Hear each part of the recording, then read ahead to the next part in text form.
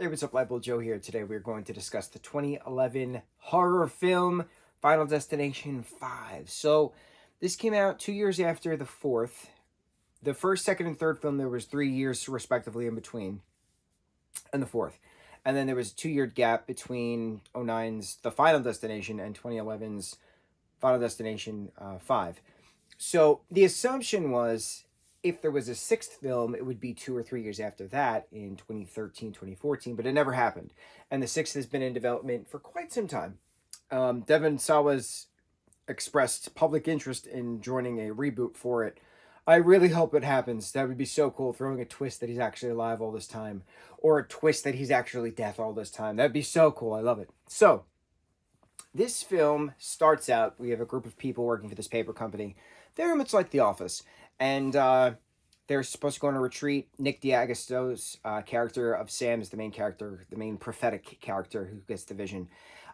Love Nick. Nick is awesome. Fired Up is one of my all-time favorite comedy films, and to watch him in a horror film as opposed to a comedy film, it's different, and it's hysterical because it's Nick. So, Nick's character of Sam has a vision. Him and his...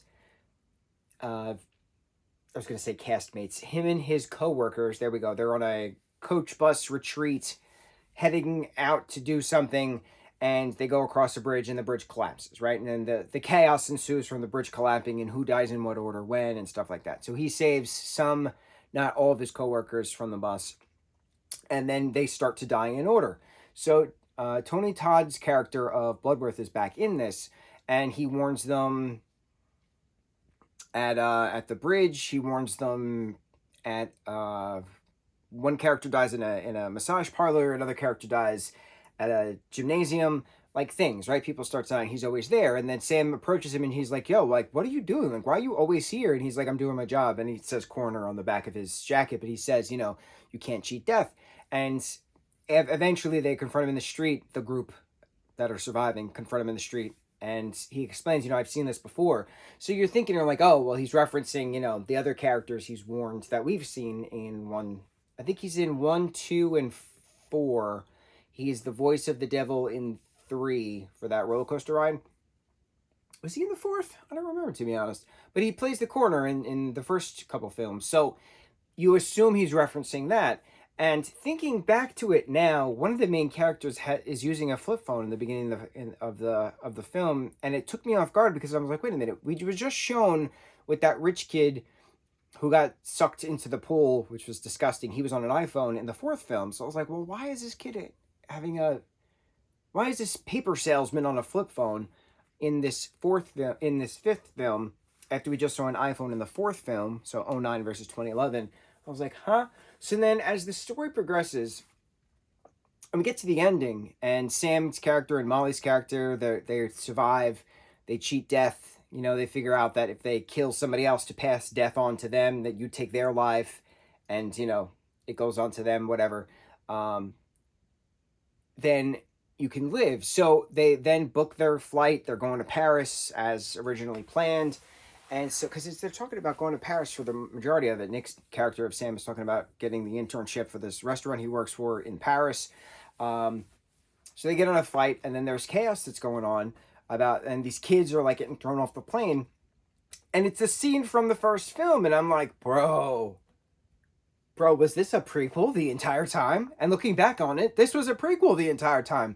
Tony Todd's character saying, I've seen this before, does not technically equate to the character of Alex getting his first premonition, Devon's character getting his first premonition, and the further characters after that.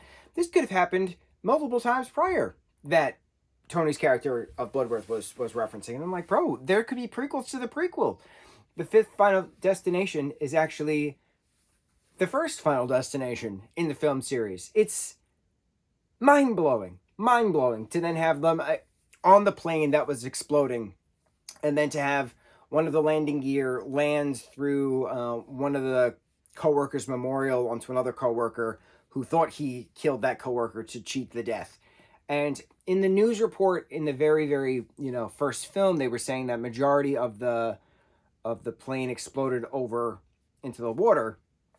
So that, yeah, like a couple parts could have flown back onto land, and this was an example of one of the landing gear flew onto land. So it's wild, wild. You can't cheat death. You not so much of a wrong place at the wrong time or the right place at the right time. It's when you make death's list, your list is your number's coming up. So to have this be a prequel, I immediately got flashes to Jigsaw, which was what, the seventh, no, eighth, six, seven. The seventh Saw was called the final Saw, the final chapter, which it wasn't, because then the eighth film became the prequel because it all happened prior to the events.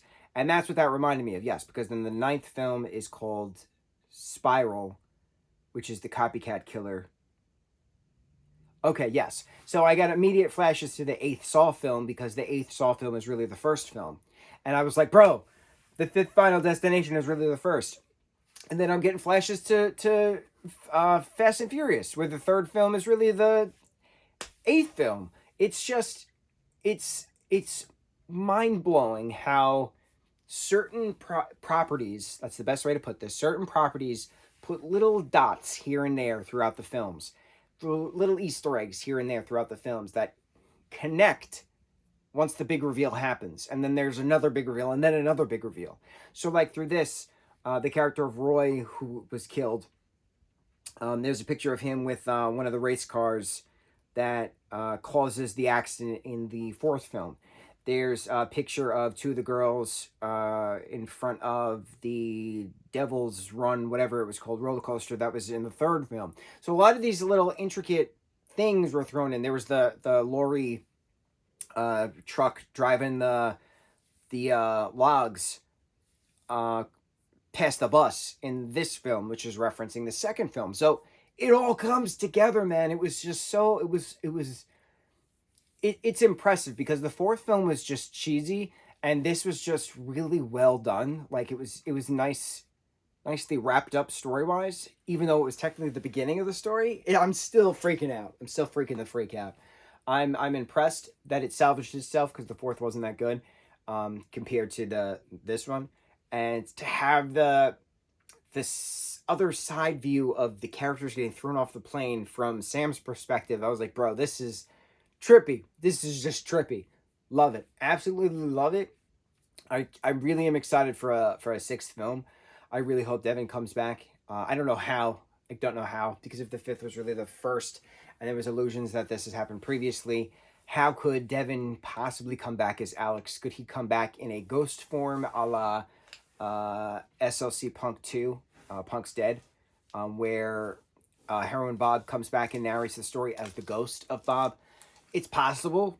Or like a la Scream 5 and 6, where Skeet Ulrich's character comes back as Billy, as a ghost though, but like in the psychotic break aspect of his actual daughter, ghost-wise, vision-wise.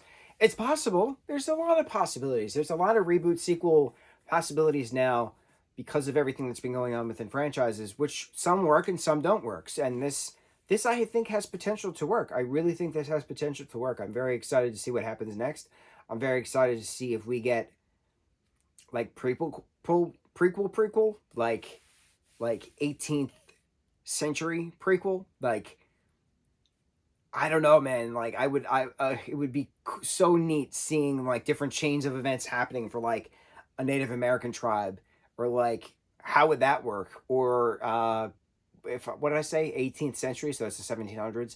So what happened in the 1700s? The Revolutionary War. What would happen between different factions of colonists versus imperialists? Like, what kind of chain of events would happen with that? Like, that'd be neat. That'd be neat to see. Even in the 18th century, the 19th century, get some cowboy stuff going. See some, misfiring of shootouts or crazy saloon brawls. Like, I see a lot of like Back to the Future Part 3 into all of that, or like even the 20th century with the different skyscrapers being built, and like that kind of like mobster stuff. A guy swims with the fishes and like cement shoes or thing, right? Like accidental cement shoes. Like, bro, that'd be wild. Absolutely wild. I don't know how it would happen. there's so many potentials to do so many different centuries of Final Destination. I really want there to be prequels.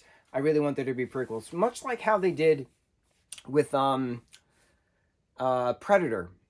What was it? What was the newest Predator that just came out on Hulu, which was absolutely incredible, and is about this native tribe defeating a predator.